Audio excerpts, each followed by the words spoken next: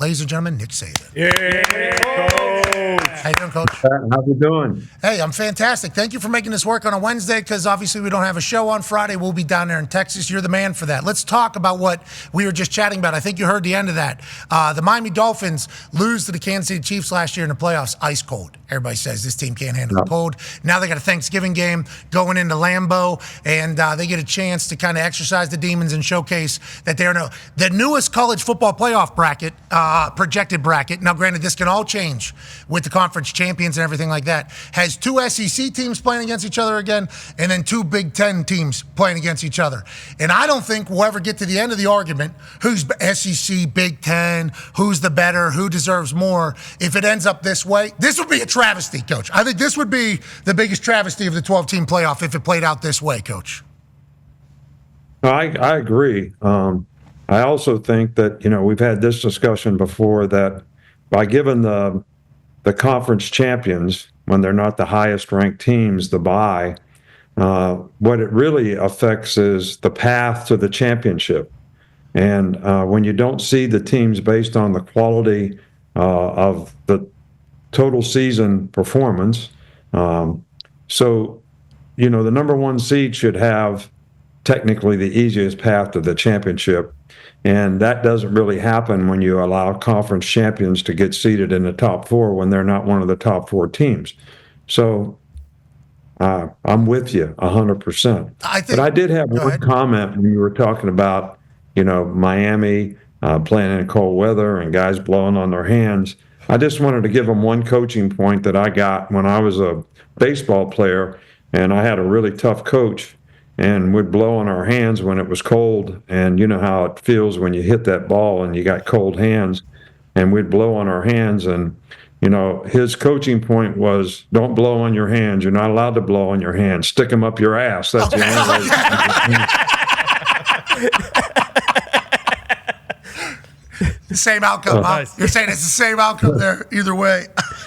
It is the warmest part of your body, right? Don't they say that is the warmest part of the body? The cold is a real equalizer, and we had just started chatting about it this week, really. And I think, anybody that's followed college football or got a chance to go around college football understands that the vibe across the entire Southeastern Conference is different than anywhere else. And if you've never experienced it, you obviously can turn on a television and watch any of these SEC games outside of Vandy any other year than this year. Yeah. And it is a romp. It's all they got. It is their religion. It is their passion. It is their sport across the board. Now, in the Big Ten, obviously, Penn State fills up 100-some thousand. Michigan fills up 100-some thousand. Ohio State fills up 100-some thousand. Oregon will be able to pack out whatever they want over there. But across the board, it's not everywhere is this insane environment. So tough to win, obviously, on the road in the Southeastern Conference. The cold, though, being an equalizer as kind of the battle there for some of these Southern teams having to come up and play in the cold. I think that is what the Big Ten would respond with in that argument. Like, yeah, maybe our environment isn't 100-some thousand, and that's because our environment doesn't even make it conducive to happen. But the cold weather, I think, is the equalizer in this entire thing for some of these Big Ten teams.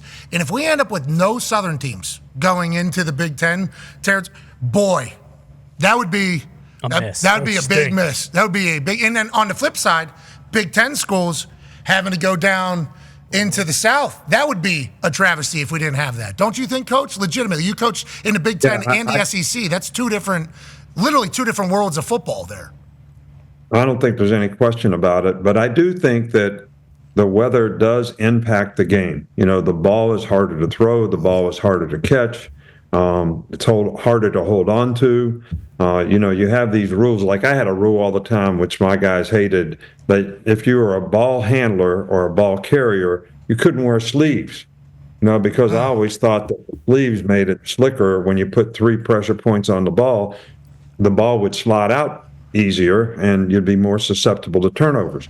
All right, so it does have a huge impact. And the other thing is these young guys that play in the Southeastern Conference now, very few of them have ever played in cold weather. At least in the NFL, like when I was at the Dolphins and we had to go play in Buffalo and New England and the New York Jets in December or January, the players at least got exposed to that to some point, and you had players on your team from all over the country, so some of them were used to it. Well, these guys in the Southeastern Conference are probably not going to be used to that, and it could have a huge impact on the game. Yeah, I think so too, especially with what happened. I mean, it's literally showcased in a lot of different situations. You talk about the Dolphins getting to play in AFC East matchups up in the cold weather climates. Then whenever they got to Kansas City and it was literally frozen, they looked like a completely different team. That is an equalizer for a team that might not be as fast, a team that might not be able to throw it as much, and for an environment that doesn't have hundred-some thousand. Last weekend on Saturday, it was full chaos in the SEC, brother. I mean, full chaos. After that Indiana-Ohio State game, I thought Indiana's out. I thought, man, there's going to be they gave the committee an excuse to leave them out. Like, they gave them a reason to argue. And then everything unfolds in the SEC the way it does with a lot of teams that are kind of down there. And then Colorado loses. And then Army, who's obviously also in the conversation, loses. But the SEC, full chaos this past weekend. What does that mean, you think? Does that mean that every week that you win is a big win in these major conferences? Or what do you think is the big message out of what happened on Saturday? Yeah, well, I think the playoffs have been a great thing for college football, but I also think the playoffs have made people more outcome oriented.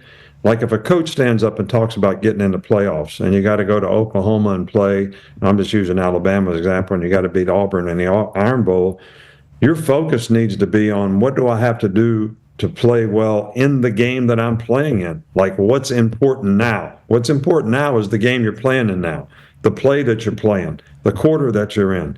And all these teams are good enough, especially in the SEC. It's such a deep conference, that a 5-5 team is a good enough team to beat, probably anyone in the conference. So you can't ever let your hair down in any kind of way and not be psychologically ready to play.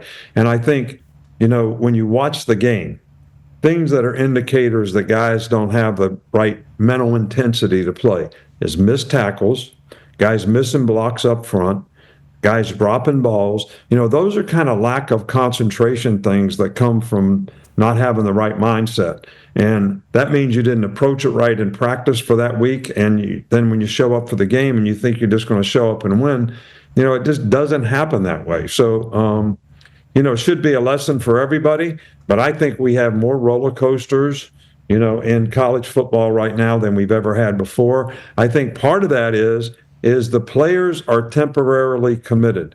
That's totally different than be totally committed to your team and to your performance. These guys can be thinking about, well, I'm not getting enough playing time, I'm not catching enough passes, where am I going to go next year? I mean, all those things are distractions in terms of what your performance is and what your focus is on the task at hand and what your commitment to it is.